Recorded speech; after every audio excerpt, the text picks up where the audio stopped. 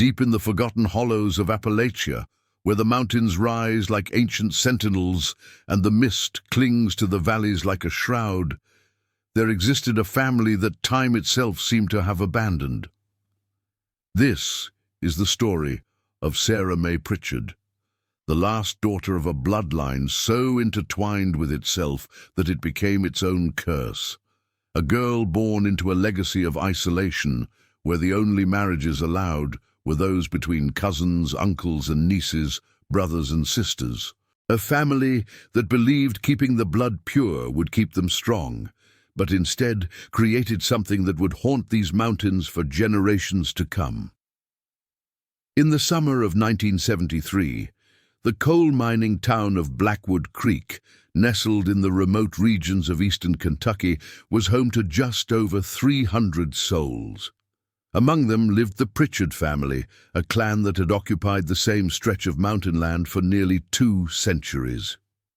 The Pritchards were known throughout the county, though not for any reason that brought pride. They were whispered about in the general store, avoided at church gatherings, and their children were kept separate from others in the one-room schoolhouse that served the community. The family patriarch, Ezekiel Pritchard, was a man whose weathered face told the story of 72 hard years in these unforgiving mountains. His grandfather had settled this land in the 1800s, building a homestead in a hollow so deep and remote that even the tax collectors rarely ventured there. Over the decades, the Pritchards had developed a philosophy that would seal their fate. They believed that marrying outside the family would dilute their strength, their traditions, and their claim to the land. What began as a preference became an absolute rule, enforced with iron will and harsh consequences for anyone who dared to look beyond the family circle. By the time Sarah May was born in April of 1973, the Pritchard bloodline had folded in on itself so many times that the family tree looked more like a tangled vine than a branching oak. Her father, Jacob Pritchard, was the son of Ezekiel and his own first cousin, Martha. Her mother, Louisa, was Jacob's second cousin, making Sarah May the product of at least 5 generations of close familial unions. The genetic consequences of such concentrated bloodlines were written across the faces and bodies of nearly every Pritchard who walked the earth. Sarah May entered the world on a cold April morning, delivered by her grandmother in the same bedroom where 3 generations of Pritchard women had given birth. There was no hospital, no doctor, no one from the outside world to witness what emerged that day. The midwife grandmother, whose own features bore the unmistakable signs of generational inbreeding, held the newborn with trembling hands and whispered a prayer that had been passed down through the family for decades. It was a prayer asking for strength, for survival, for mercy from a God they believed was testing their faith through suffering. From her first breath, Sarah May was different even by Pritchard standards. Her skin had a peculiar pallor that never quite matched the ruddy complexion typical of mountain folk. Her eyes, a pale, watery blue, seemed to look past people rather than at them. But it was the smell that everyone noticed, though none dared speak of it in those early days. A faint, sickly, sweet odor that clung to the child like an invisible shroud, reminiscent of flowers left too long in stagnant water. The older women in the family recognized it immediately, having smelled it before on babies who didn't survive their first winter. But Sarah May defied expectations. She lived, she grew, and the smell grew with her. The Pritchard compound consisted of 7 ramshackle structures clustered around the original homestead, connected by muddy paths that turned to rivers during the spring rains. 19 family members lived there in various states of physical and mental decline. Ezekiel ruled with absolute authority, his word considered law not just within the family, but in their isolated world, the only law that mattered. He preached that the outside world was corrupt, that strangers brought disease and moral decay, and that the only pure love was the love shared between blood relatives. To marry a Pritchard was the highest calling. To desire anyone else was betrayal. As Sarah May grew from infant to toddler, the peculiarities that marked her became impossible to ignore. She walked late, nearly 2 years old before taking her first unsteady steps. Her speech came slower still, garbled words that her family struggled to understand, but it was her physical appearance that truly set her apart. Her head seemed slightly too large for her small frame, giving her a doll-like quality that was both endearing and unsettling. Her fingers were unusually long and thin, with joints that bent at odd angles. And always, there was that smell. It permeated her clothing, her bedding, even the room where she slept. A scent like decay masked by honeysuckle, death dressed up as life. The other children in the compound, themselves products of consanguineous unions, treated Sarah May with a mixture of curiosity and fear. Her cousin Daniel, who was also her uncle due to the complicated web of family relations, was born blind in one eye with a twisted spine that kept him perpetually hunched. Her aunt's sister Rebecca, just 3 years older than Sarah May, had never spoken a word in her life, communicating only through grunts and hand gestures that only family members understood. These were the companions of Sarah May's childhood, other damaged branches on a dying family tree. By the time she was 5 years old, Sarah May had developed a habit that disturbed even her hardened relatives. She would spend hours in the small family cemetery that occupied a cleared space behind the main house, sitting among the weathered wooden crosses and rough stone markers. She seemed drawn to the graves of infants and children, of which there were dozens, each representing a life cut short by the genetic lottery of repeated inbreeding. She would place her small hands on the earth and rock back and forth, humming tuneless melodies that seemed to come from somewhere deep and primal within her. Confira se já é inscrito neste canal. As histórias que você está prestes a descobrir são tão perturbadoras e reais que você não vai conseguir parar de assistir. Her mother, Louisa, watched these cemetery visits with growing dread. Louisa herself was only 23 years old, but looked a decade older, her body worn down by 3 difficult pregnancies and the hard life of mountain poverty. Sarah May was her only surviving child. The first, a boy, had lived only 3 days, his tiny body racked with seizures that no amount of prayer could stop. The second, a girl, had made it to 6 months before succumbing to what the family called weakness, but what any medical professional would have recognized as a severe genetic disorder. Sarah May's survival felt less like a blessing and more like a prolonged trial, a test of maternal endurance. The family's isolation was not just geographical, but ideological. They had no telephone, no television, no radio that brought news from the outside world. Their only contact with town came every few months, when Ezekiel and Jacob would venture down the mountain to trade vegetables and moonshine for supplies they couldn't produce themselves.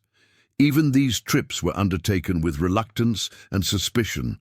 The Pritchards believed that each generation was stronger for keeping the blood concentrated, that their ancestors spoke through their veins, and that to introduce outside blood was to invite spiritual and physical contamination. As Sarah May entered her 7th year, the true extent of her condition began to manifest in ways that could no longer be dismissed as mere oddities. Her growth had stalled, leaving her the size of a 4-year-old despite adequate food. Her teeth came in crooked and overcrowded, some growing behind others in double rows that made eating a painful process. But more alarming was the deterioration of her coordination and the increasing frequency of episodes where she would collapse without warning, her body seizing in ways that terrified those around her. The winter of 1980 was particularly brutal in the mountains of eastern Kentucky. Snow came early and stayed late, burying the Pritchard compound under drifts that sometimes reached the roofs of their crude buildings. It was during this season that Sarah May's condition took a darker turn. She began to experience nosebleeds that wouldn't stop for hours. the blood flowing so freely that she would soak through cloth after cloth while family members scrambled to help her. With each episode, the strange smell that had always accompanied her grew stronger, more pungent, until it seemed to fill entire rooms. The family's response to Sarah May's declining health was shaped by generations of mistrust toward outside authority. Ezekiel forbade any contact with doctors or hospitals, insisting that modern medicine was a tool of government control designed to break up strong family units. He preached that suffering was a form of spiritual refinement, that God tested those he loved most severely, and that Sarah May's afflictions were signs of her special purpose within the family.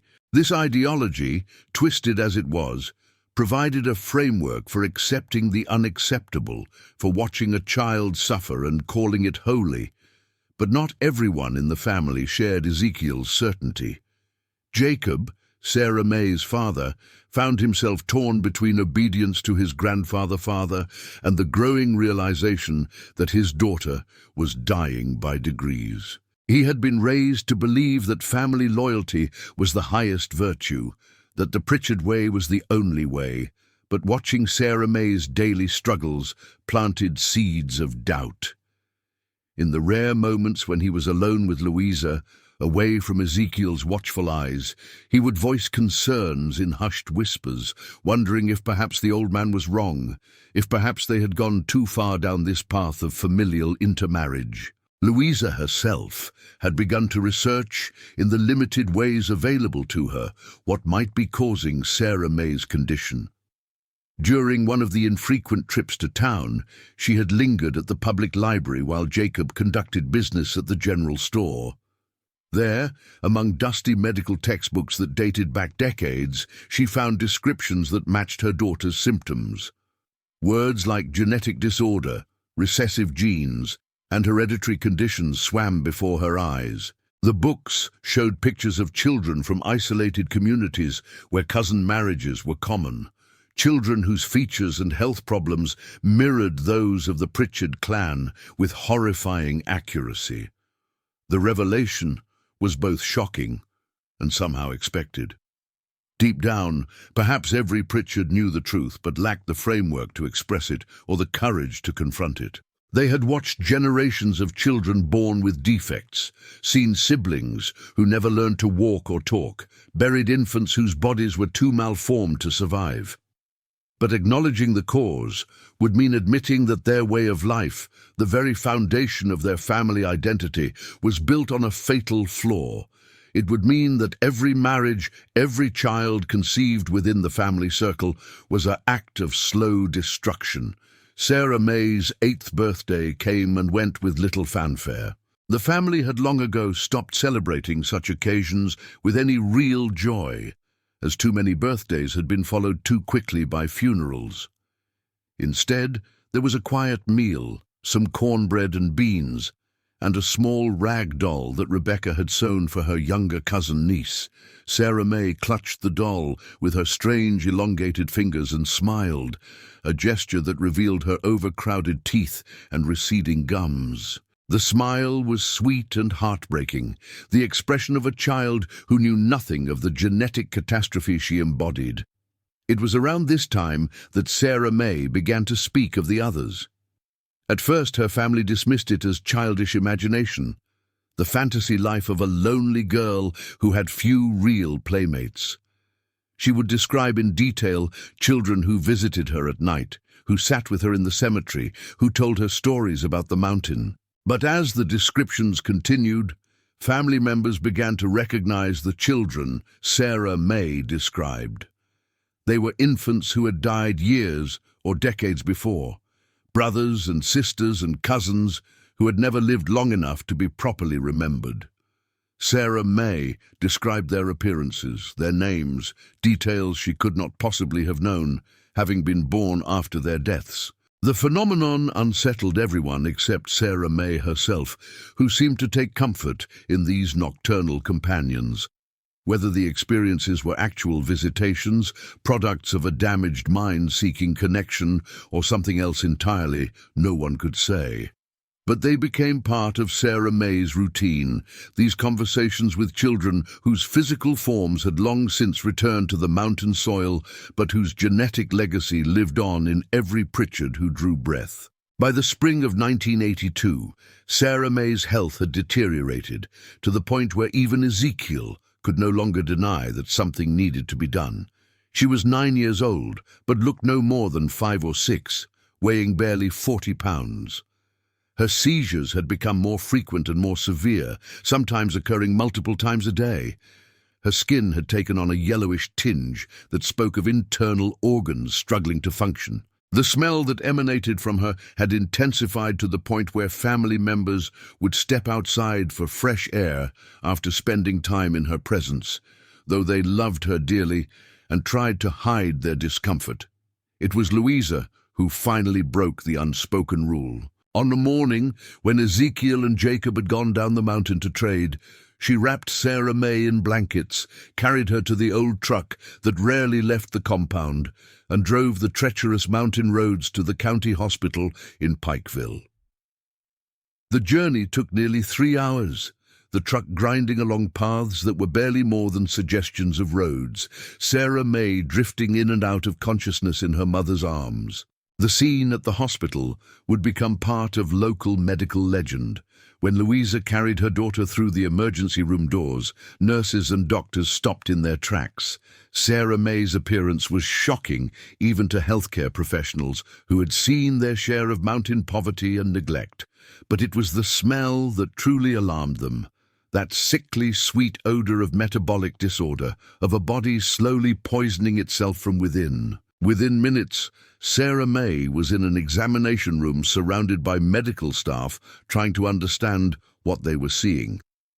The lead physician, Dr. Margaret Chen, had moved to Appalachia 5 years earlier as part of a rural health initiative.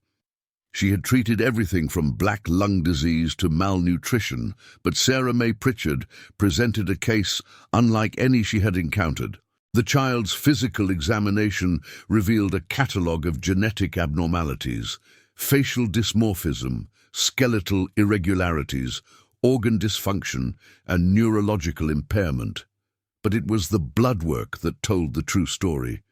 Sarah May's genetic profile showed a level of homozygosity, of genetic similarity between her parental chromosomes that Dr. Chen had only read about in medical literature concerning isolated populations. The diagnosis was complex, but the cause was clear. Sarah May was suffering from multiple recessive genetic disorders, the accumulated result of generations of consanguineous unions. Her body was essentially attacking itself, unable to properly metabolize certain proteins, her organs working at diminished capacity, her immune system compromised. The smell that had haunted her since birth was the chemical signature of this metabolic dysfunction, her body's attempt to expel toxins it could not process.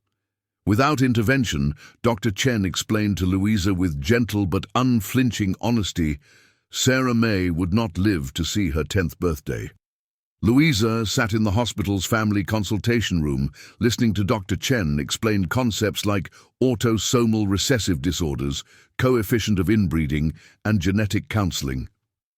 Terms that meant nothing to a woman who had been educated in a one-room schoolhouse before being pulled out at age 12 to help raise younger siblings. But she understood the core message. Her daughter was dying because of choices made generations ago, choices that had seemed like preservation, but were actually destruction. Every marriage between cousins, every union between close relatives had increased the likelihood of this outcome. Sarah May was not an anomaly, but an inevitability. The doctor asked questions that Louisa struggled to answer truthfully. How many generations of intermarriage? How many children born with defects? How many siblings did Sarah May have, and what happened to them? Each answer painted a clearer picture of a family trapped in a cycle of genetic decline, each generation weaker than the last, each child born with a heavier burden of accumulated mutations. Doctor, Chen explained that in healthy populations, harmful recessive genes were masked by diverse genetic material from unrelated parents. But in the Pritchard family, those same genes were being reinforced, doubled, concentrated, until their effects could no longer be hidden. When Louisa returned to the compound with Sarah May, who had been stabilized but not cured, she found the family in turmoil. Word of her defiance had spread, and Ezekiel was incandescent with rage. He saw her trip to the hospital as the ultimate betrayal, an invitation for government interference, a rejection of family authority. He demanded to know what lies the doctors had told her, what poison they had tried to put in her mind. But Louisa, for perhaps the first time in her life, stood her ground. She described Sarah May's condition in the stark terms Dr. Chen had used, repeated the diagnosis, and stated the terrible truth. Their way of life was destroying them from within. The confrontation that followed split the family in ways that geographic isolation never had. Some family members sided with Louisa, acknowledging that they had seen too many sick children, too many early deaths, too much suffering to continue denying the cause. Others rallied to Ezekiel, viewing any criticism of family practices as an attack on their very identity, on everything their ancestors had built. The compound became divided not by physical barriers, but by ideology, by the question of whether to continue the path or finally step away from it. If Sarah May could speak to you right now, she would say, "My blood was poisoned before I was born, but my story might save another child." Take a moment and leave that exact phrase in the comments below if you believe her story deserves to be heard. The summer following Sarah May's hospitalization brought a series of events that would forever alter the Pritchard family. Dr. Chen, deeply troubled by what she had witnessed, contacted social services and public health officials. She understood the delicate balance between respecting cultural autonomy and protecting vulnerable individuals. But Sarah May's case crossed a line that could not be ignored. The child was suffering needlessly, and other children in the compound might be in similar conditions. What followed was a careful but determined intervention. Social workers made the difficult journey to the Pritchard compound, accompanied by health officials and, eventually, law enforcement. The family's initial response was hostile. Ezekiel stood at the property line with several adult male relatives, firearms visible, declaring that government agents had no authority on Pritchard land. It was a standoff that could have ended violently, but it was Sarah May herself who broke the impasse. Hearing the commotion, she had wandered from the house, her small frame seeming to float rather than walk, her pale blue eyes taking in the scene with that peculiar distant gaze that had always characterized her. She approached the social workers without fear, reached out a thin hand, and simply said, "Are you here to help the babies?" The question, asked in her weak, childlike voice, carried a weight that silenced the standoff. "What babies?" the social worker asked gently.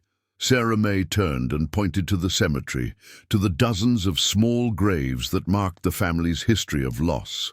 The investigation that followed revealed a situation even more dire than officials had anticipated. Of the 19 family members living in the compound, 14 showed signs of genetic disorders ranging from mild to severe.